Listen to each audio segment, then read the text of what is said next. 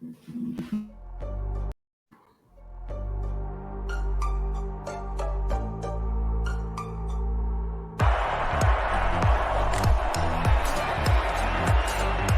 Edelman broken up, and the pass is no sign yet. Edelman comes down with a football. They're saying it's a catch. This is caught. Diggs! Sideline! Touchdown! Unbelievable! Swings it way down the field to Watkins. Sammy Watkins for the touchdown!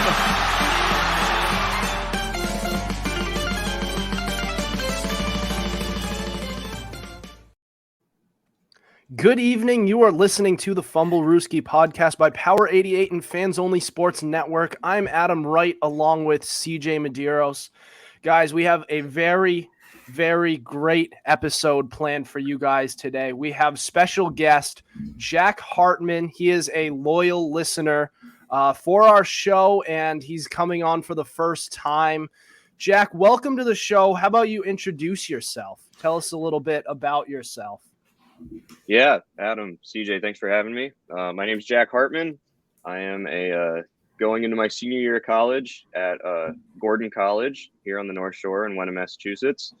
And I've been a listener here for a little while, and loved the content and was so excited when Adam, you reached out and invited me to join you guys. So I'm super excited, really looking forward to this. Yeah, appreciate you coming on. It's going to be great. You're, I understand you're a Browns fan, and you're going to be using your guest segment to talk a little bit about Baker Mayfield. That's going to be interesting. That's something we've been itching to talk about for a little while, and that's going to be fun. But our Thursday, I do have an announcement for our show. Our Thursday episodes, as I posted in our Instagram, all planned out. So today we're going to be previewing the AFC East, and next Thursday we're going to be previewing the AFC North. Then the week after that, AFC South, AFC West after that, NFC East, NFC North, NFC South, NFC West. And then we're going to get into the fantasy football world for the first time. That's going to be our first step going into fantasy football. We recognize that you guys really like fantasy football. That's a lot of why people tune in to listen, to talk, to watch football and to listen about it. So we're gonna be ranking some of the top 5 in the fantasy football positions. So we'll be doing defense and special teams and tight ends for our first week of that. Then fantasy quarterbacks, fantasy wide receivers, fantasy running backs. So this is going to be a great summer for you guys. We already have our Tuesday episodes planned out with the player rankings and power rankings and all that stuff. And that is going to be added on to our guest segment. So without further ado, let's get into it and talk about the AFC East. So guys, what do you guys think of this division? I just want to get your thoughts on this and how the teams are going to stack up. I'll start, Adam. So when I think about the AFC East, I hate to say it as a Pats fan, but this is the Bills' division to lose, and they're probably not going to lose it. But that means it's going to be a race for second place. The Dolphins appear to get better. They added guys like Tyreek Hill and Sony Michel on offense. They got Gesicki on the franchise tag. The Pats came in second last year, and they really didn't do too much in free agency due to cap concerns. But they did kind of address the offense. They drafted guys like Pierre Strong Jr. and Tyquan Thornton. That could help. Their corner room's looking a little sketchy, but they're an overall solid team. Now the Jets are going to be interesting. I don't want to call them a wild card because I feel like that'd be a little too generous. But after that draft they had, getting guys like Breece Hall, Jeremy Ruckert, Jermaine Johnson, that wide receiver from Ohio State, Wilson, and who could forget the great Sauce Gardner, that's going to be interesting. But all jokes aside, it is definitely going to be like a race for second. And it's like I said, it's Buffalo's division to lose. I don't see them losing it, but anything can happen. The second place is more likely going to be Miami or New England. All right, Jack, what are your thoughts? Yeah, I agree. I think that I agree to some extent. I think the AFC East is going to be more competitive now than it has in a very long time. Because even when you look back at the years, that Brady was still in New England, the entire division wasn't competitive. It was just that New England was kicking everybody's butt. I do agree that it's Buffalo's division to lose, but I think it's going to be closer than a lot of people think. Going through, I had Buffalo going 11-6.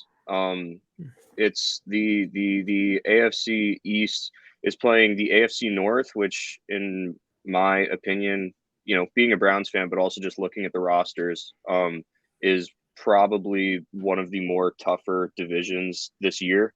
There's a good chance that each of these teams could lose, 3 of those 4 games, in that, just with how strong those teams are. So we'll see about that. I do have the Pats coming in second place at 9-8, but very close behind them is Miami at 8-9.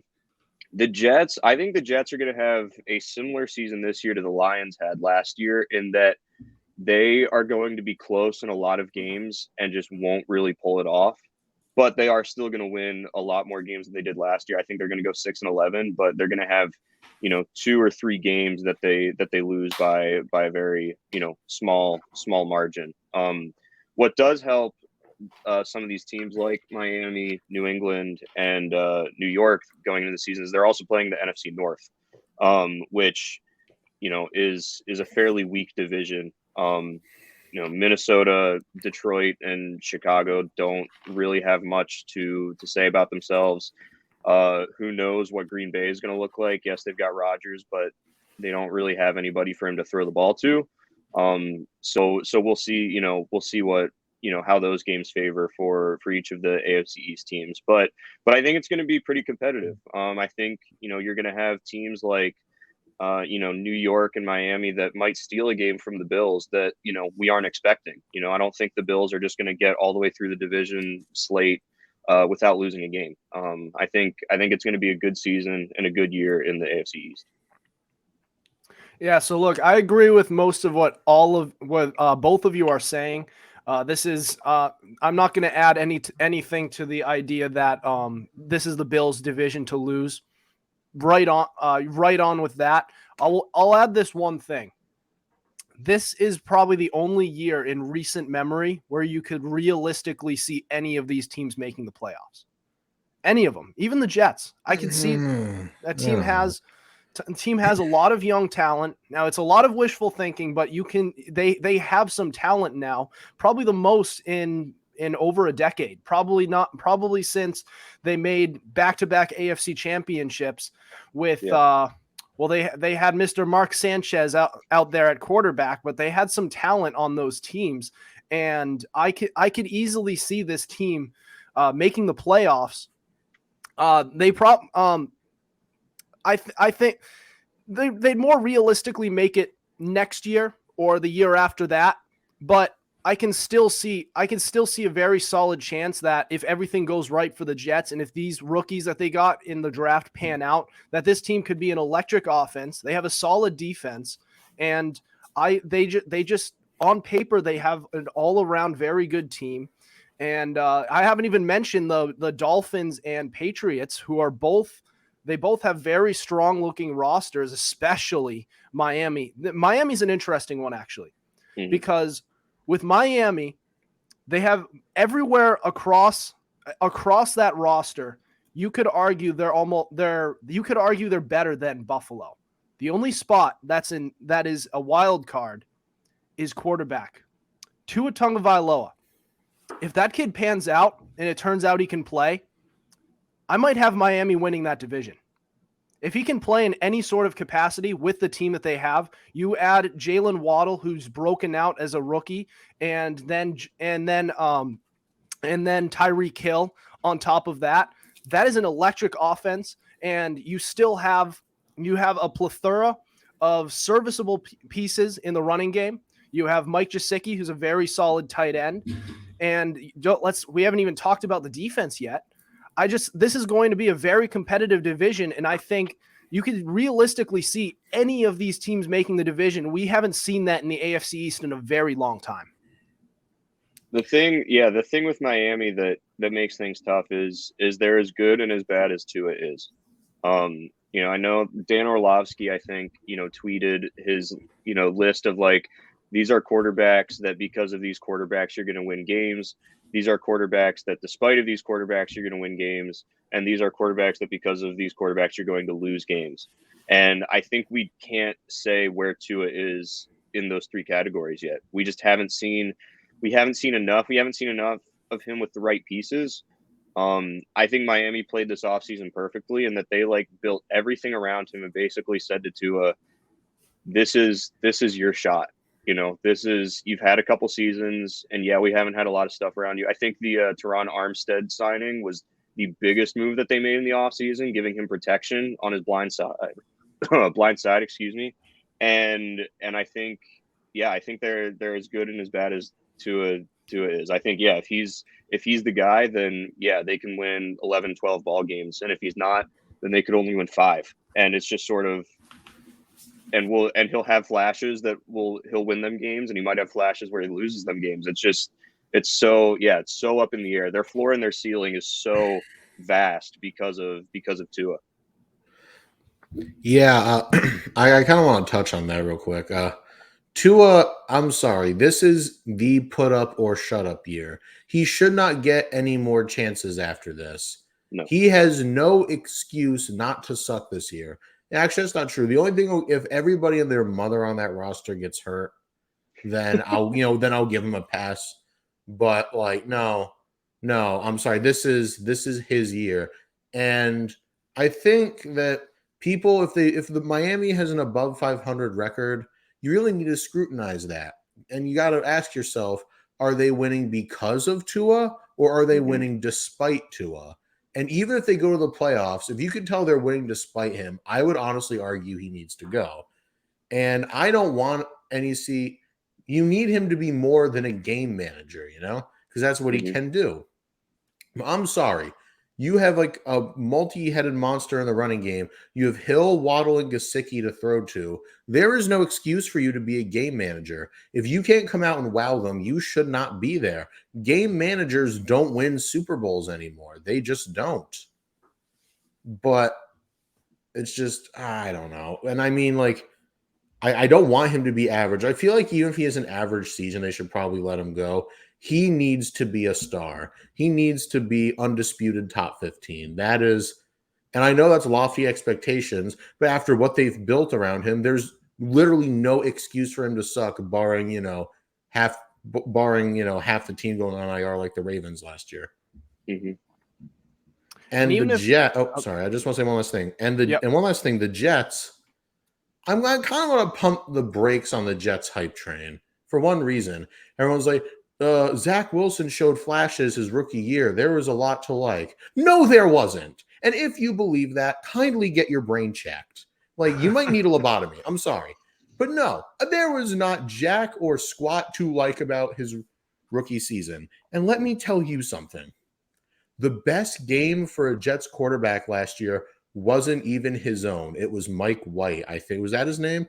Yeah, yep. Mike White had like the best game for a Jets quarterback last year. That was against the Bengals, Jets are right? Yes, against the Bengals, who were a Super Bowl team, I might add. Yeah.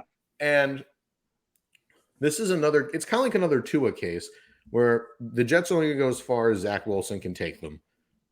But I mean, I'll withhold judgment for now, just because that entire roster is really, really, really young.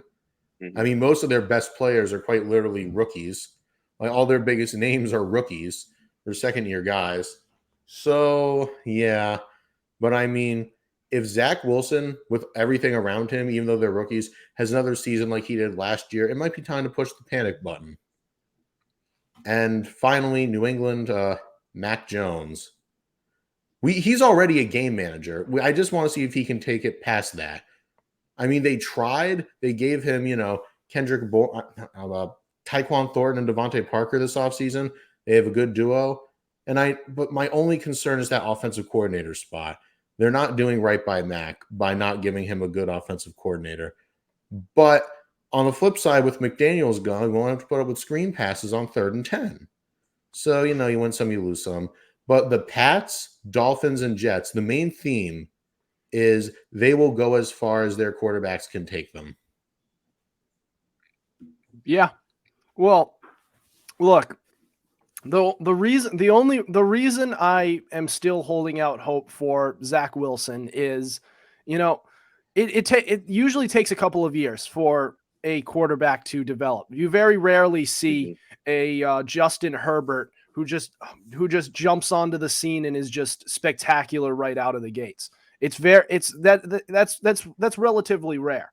And I kind of relate it a little bit to Josh Allen when he first came into the league. He was a quarterback his rookie year. People didn't really like him. They thought, he's not really going to pan out. But he did show some flashes down the stretch. And then they added some pieces around him in free agency and through the draft. And that following year, he had a decent year. I believe did he have like 16 to 10 touchdown to interception ratio? I'm not sure. Don't quote me on that. Wait, his second season? His second year. What was it? I think it was like 20 to 12. 20 to 12, something like that. See, that's the thing. They made the playoffs. Yeah. I mean, but I don't know. And I know supposedly Joe Douglas is a good GM and supposedly Robert Saleh is a good coach, but I don't know if they can bring along talent like Sean McDermott can. I really don't know. I'm not entirely. I mean, history has given us no reason to be confident in their ability to develop players. Look, I understand history holds some sort of water in it, but I also don't like using history as a measure for what's going to happen in the future. And it does, like I said, it holds water, but you also some things have to end. The Jets can't always be the Jets. Like the Red Sox, when they went 86 years without winning a World Series, they eventually won one. And the Cubs, after going 108 years without winning a World Series, actually without making one for almost a century, eventually made one and won one. And it's just it eventually has to come to an end. And I just don't like using that. If the Jets have a promising looking team going into this season, then I'm going to buy into it. And until I'm indicated otherwise, I have faith in this team in the next two to 3 years. No, I mean, Zach Wilson can't play. I get it. I get it. I mean, maybe he can, but I'm just tired of the hype. They're saying don't count them out of the playoffs. So yeah, well, I am because, and everyone's and I'm tired of everyone saying there was a lot to like from his rookie year. There was not. There was I agree. Almost nothing to like. Yeah. Whereas the difference is with Josh Allen, he could run. I mean, Zach can run, but you saw his arm, his athleticism, his mobility. Zach Wilson really doesn't have an arm. All he really has is mobility. I really don't like how he reads defenses. I don't like his deep ball, nor do I like his football IQ. I mean, Allen at least, had a deep ball and a decent football IQ coming into the league. I mean, Zach Wilson is a total project.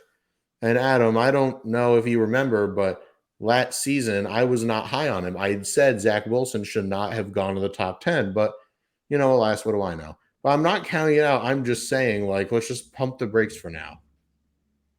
I think a big thing, and this is sort of off topic, but I think I'm one of the big believers that that rookie quarterbacks should not be given the reins to be the starting quarterback their first season.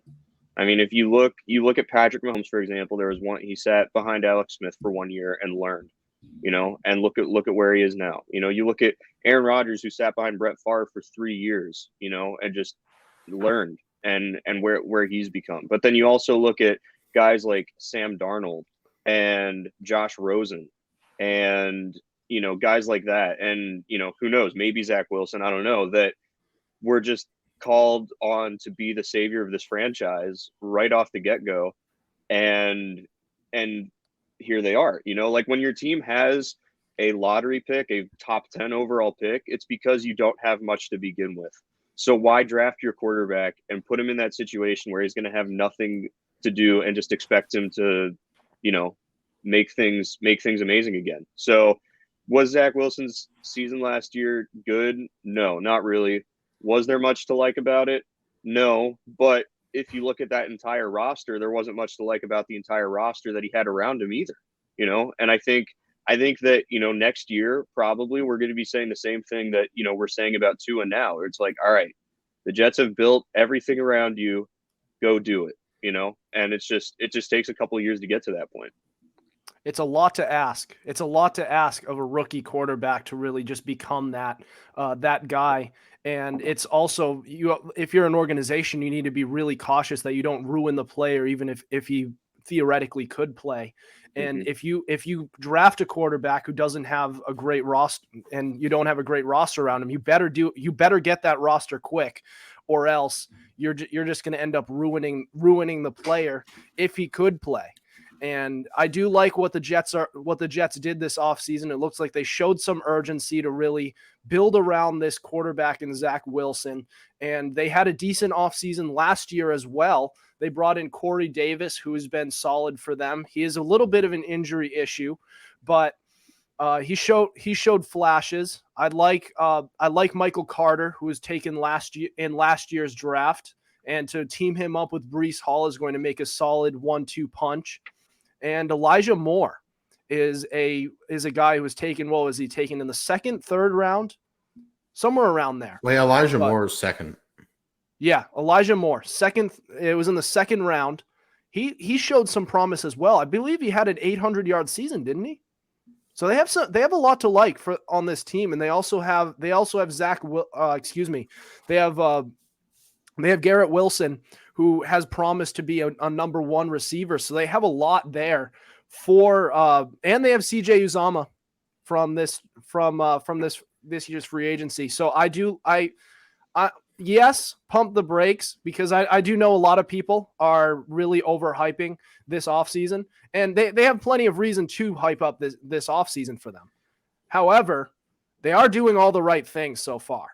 And regardless of whether they are the Jets or not, they're doing the right things. And they can't always be just the same old Jets. The Bengals made the Super Bowl after being the Bungles for God knows how long. So just things have to come to an end. I don't like using the past as a measure for what's going to happen in the future. I don't. I hold the same, and I also hold the same standard towards the Cowboys. A lot of people say, "Oh, they're the Cowboys. They're just going to be the Cowboys again."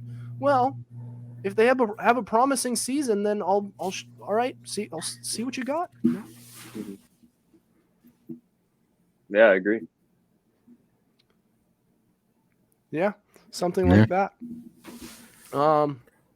But we do need to move on, and we have Jack's. So Jack is a Browns fan, as we mentioned, and he is going to have his guest segment, which will be on Baker Mayfield and the whole situation happening with that. We haven't been able to touch on that yet this offseason. We really haven't had the chance. So it's going to be fun covering this. Baker Mayfield, what's going to happen to him and everything. That'll be next. This is the Fumblerooski podcast.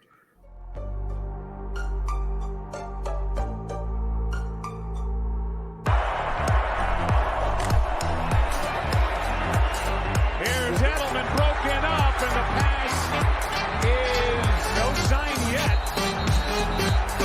Edelman comes down with a football. They're saying it's a catch. This is caught. Diggs! Sideline! Touchdown! Unbelievable! Swings it way down the field to Watkins. Sammy Watkins for the touchdown!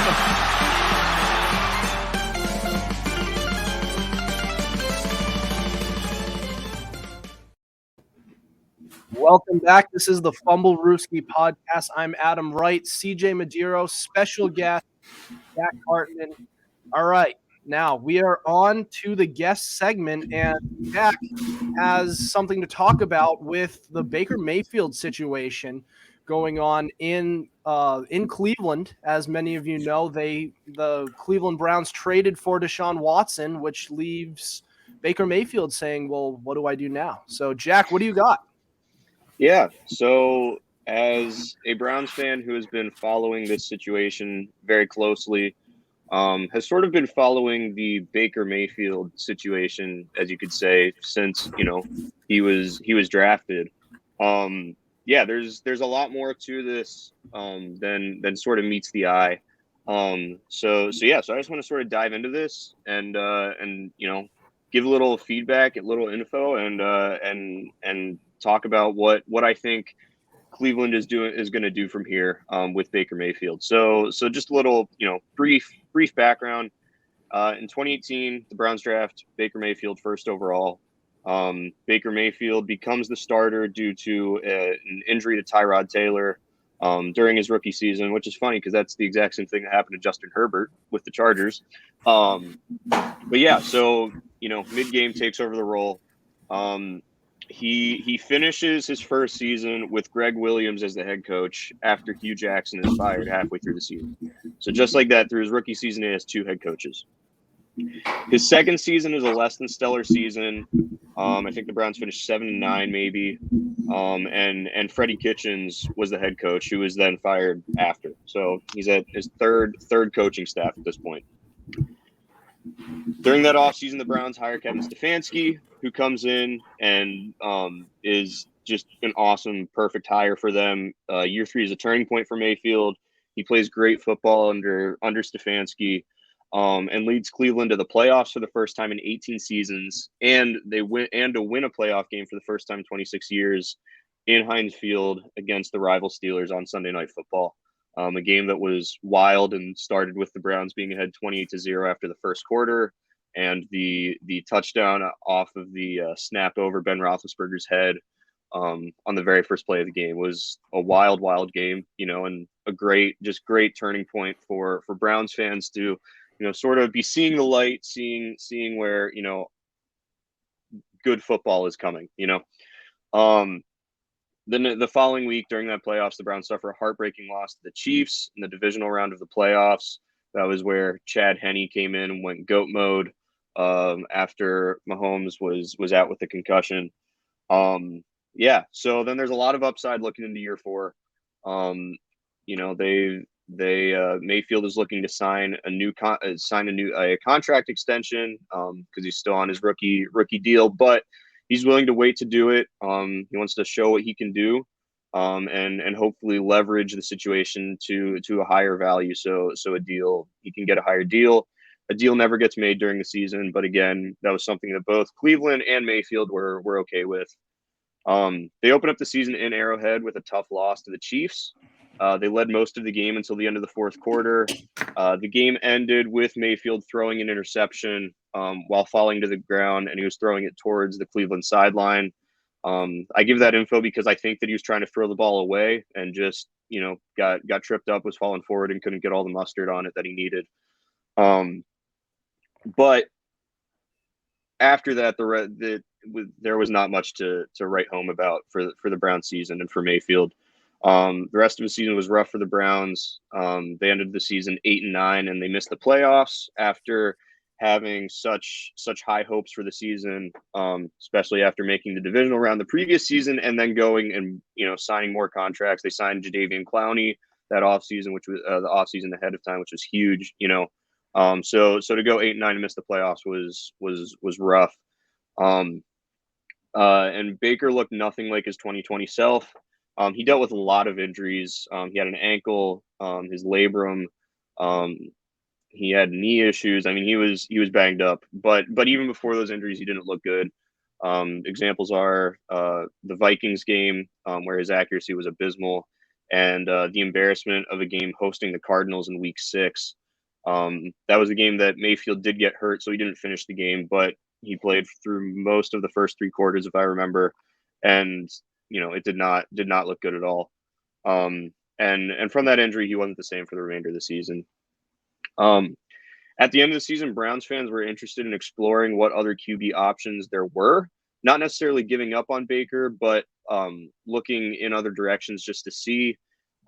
Personally, one of the things I wanted them to do was maybe trade like a 6th round pick to the Eagles for Gardner Minshew. Or just be willing to give Case Keenum the reins earlier in the season if need be, make it an actual QB competition, just to make sure that Mayfield didn't feel comfortable. I'm a Syracuse fan, and during Syracuse's 2018 season, where they went 10-3, their star quarterback, Eric Dungy, a game against North Carolina, just wasn't playing well.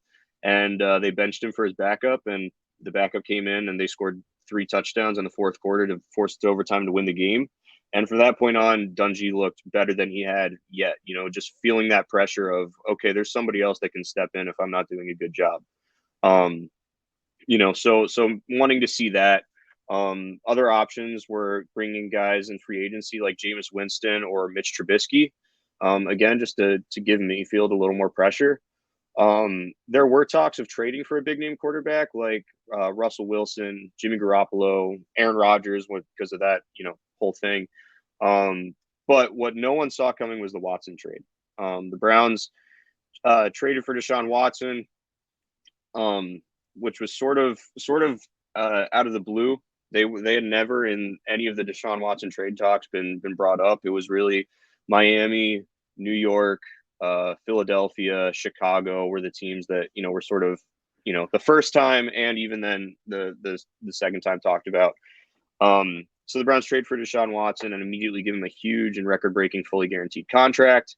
In a blink of an eye, Baker goes from being our QB1 with fans wanting him to get healthy, perform better, and have some pressure to do so, to somehow being public enemy number 1 and kicked to the curb and obviously done as the Browns starting quarterback. Just in a blink of an eye, weird how that happened. Things got nasty from there. Mayfield goes public requesting a trade and describing how unfair it is, what has happened to him, and that he hates the city of Cleveland and the fans and all this stuff that turns the perspectives of the relationship very, very quickly. It is very clearly irreparable at that point. Cleveland says that they will look for potential suitors to trade for a trade for him, but they're not going to force a trade. With him still on the roster and being paid $19 million this upcoming season, they still have the highest amount of cap space remaining among any team currently. This includes all signings and trades that they have made this offseason. They were like number 2 or 3, but with not having a first round pick, that was some millions of dollars that they were saving there. And including with the recent Clowney signing, they still have the highest amount of cap space. The likely suitors before draft night were Seattle, Carolina, Atlanta, Indianapolis, and maybe Tennessee for Mayfield. Nobody bites, and Cleveland holds on to Mayfield through the draft. Carolina gets Corral. Seattle decides to stick with Drew Lock or Geno Smith. Atlanta gets Desmond Ritter. Indianapolis gets Matt Ryan. And Tennessee, Malik Willis. So now Cleveland is sitting in a spot where the third guy on their depth chart at quarterback is taking up $19 million in salary. Salary that could go to signing a free agent wide receiver that they kind of need. You guys touched on that a couple weeks ago. But Andrew Berry is patient and willing to wait. The question is, what is he waiting for, is what a lot of people are asking. There have been trade offers from other teams, but it requires Cleveland taking on much more of the $19 million fully guaranteed year than they want. So what it seems like they're waiting for is a QB to go down in a training camp or mini camp and a team to become desperate for a quarterback. It's very similar to a situation in the 2016 preseason with the Vikings and the Eagles. During training camp, Teddy Bridgewater suffered a terrible knee injury with the Vikings. At that time, the Vikings felt they were contenders for the NFC North and didn't want that injury to force them to give up on that season. The Eagles were stuck in what I like to call quarterback purgatory, with Bradford as their starting quarterback eating up, $18 million of their roster. Because the Vikings were so desperate, they traded a first round and a fourth round pick to the Eagles for Bradford. Philadelphia still had to pay $11 million of Bradford's roster, but they got him out of the locker room and got a first round pick out of it as well. I'm like 100% positive this is what Andrew Berry is waiting to do with Baker Mayfield and the Browns. Barry is waiting for the right situation to occur. That makes the team need Baker Mayfield and makes them willing to give up more than they were getting they were going to get before, which was looking like third round picks, fourth round picks. And the Browns still needed to, pay a lot of his salary. So at this point, with Baker Mayfield, he's going to get traded. It's just a matter of where and when, and waiting patiently for things to play out. Yeah, you raise a good point with talking about how, and I didn't think about this before, about how they're probably just waiting for another team in their quarterback situation to just blow up with some sort of injury during training camp, because the quarterback market, I mean, let's face it, it's all dried up. The 49ers are in a similar position with Jimmy Garoppolo. Yeah. What I was also thinking, another issue that could pop up for the Browns is, now that Baker Mayfield doesn't want to play with them anymore, bad blood there. They should have at least, I wonder if he just wasn't involved in the talks when, or as at least wasn't notified when they were in on Deshaun Watson. But now you're looking at this. Deshaun Watson's not in the clear either, because he could still get suspended, and you have this roster in the Browns, kind of like the Vikings you mentioned, how they don't want this to be a lost season. They invested a lot in this season, and if Deshaun Watson is suspended for like half of the season, then you don't have another quarterback option. And they have Jacoby Brissett. They signed Jacoby Brissett, which, yeah, not a great option, but an option. yeah, it's an option. I would rather have Baker Mayfield there. Absolutely. And I wonder if they at least were upfront with Baker and said, look, we're looking at going in for Deshaun Watson. This is just a decision for what's best for the club, but we would like you to still be involved with us. And maybe if they could ask him to be and I mean, he must know that they must all know about Deshaun Watson's legal issues. They could say, look, we'll get you another chance, but we need you to help us out with Deshaun Watson. If he gets suspended, you're the best option that we have. And that's a chance for Baker Mayfield to show to teams that he can play and he can be on a starting roster while he's still winning games for the Browns and setting the stage for Deshaun Watson for a return. And I wonder if they actually, treated this situation a little better, that's something that could have happened. But now it's not, and there's really bad blood between this guy who was, he really was a fan favorite in Cleveland before all this stuff happened. Yeah, honestly, to take a sadly more pessimistic road, I don't think that he's even going to suit up for the Browns. And truthfully, I know the Browns don't want to have to cut him because, you really don't want to give him up for nothing. But at this point in time, it's looking more than likely that you're going to have to. Because even if Watson gets suspended, I think Baker has been ticked off to the point where I don't think he's going to even want anything to do with Cleveland. Exactly. But like what I'm saying is, if they treated the situation a little bit better, now the way the situation is, there's no chance he's going to want to suit up and help them out.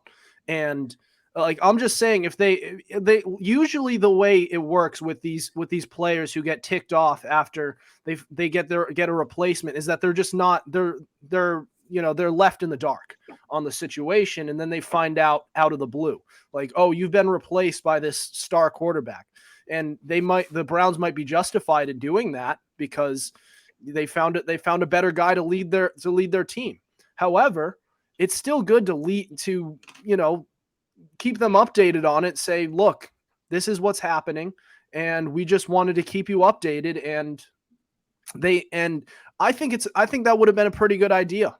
They all know Deshaun Watson's issues, and Baker Mayfield, after a somewhat lackluster season, they could say, look, we have a better roster for you now. If Deshaun Watson were to be suspended, this gives you a shot to step in and really and boost your value a little bit, so that if a team does need a quarterback, we can accommodate you for that. But I guarantee you they just left him in the dark, and now there's really no way they can fix that. That's all I'm saying. Yeah. And I think one thing that might be interesting is, I probably should say when, not if. When Deshaun Watson probably gets suspended, if that's during this season, I wonder how many teams that were sort of hesitant to trade for Baker Mayfield decide to trade for him then, because if Baker Mayfield then plays 6 or 7 games and plays really, really good football, and the Browns are 5-2, 6-1 in that span, then teams are going to have to give up more than they were already going to. Then they like his draft or his trade stock right now. It could get worse than that, or it could get better. And I wonder what other teams are going to take the chance. Either way, when it comes to cutting him, I mean, if they cut him, they're still going to have to pay him the $19 million. And then there's a chance that he signs somewhere else. So I think that, they don't have a need for that spot on their 53-man roster right now. And I think that if nobody trades for him, then they'll just say this sucks, but that we have to, pay him this money without getting any value, but he's not going anywhere else. The one thing is the big concern was if we cut him, the Pittsburgh Steelers will sign him. That was the biggest concern for the Browns when, it came to, okay, should we just cut him? Now the Steelers have Mitchell Trubisky, I guess is what he prefers to go by. And Kenny Pickett now. So they're not necessarily in the Baker Mayfield market. So it'll be interesting to see, let's say we get through training camp and no team is like, crap, we need a quarterback, let's say we get through that and Seattle is like, you know what, we're okay with Drew Lock and they don't bite, then we'll see what happens. But it'll be interesting to see how this plays out for sure. Yeah, it'll certainly be just interesting to see how it all goes, and when it happens, we will be covering it as it is the summertime, and football, at least football news, we'll give you plenty of content. Will be is a little bit slow over the summer, and it is challenging for a football podcast, but we're working through it, and we have plenty to give you guys. But yeah. You guys have any other thing, anything else to talk about before we end the show here tonight? No. Thanks for having me. Yeah, thanks for coming on. It was great having you. I loved your guest segment, and we'd love to have you on another time. I'd love to. Awesome. All right, guys. Well, that'll do it for us tonight. Thank you for listening to us. Be sure to tune in to us live Tuesdays and Thursdays at 7:30 on Twitter and Facebook through Fans Only Sports Network. Be sure to subscribe to our YouTube channel. We also have all our episodes available on Spotify, Spreaker, Apple Podcast, iHeartRadio, Google Podcasts, and so much more. Also, be sure to follow our Instagram at Fumblerooski_podcast to keep up with our podcast and the latest coverage on the NFL. Otherwise, we'll see you next week. Over and out.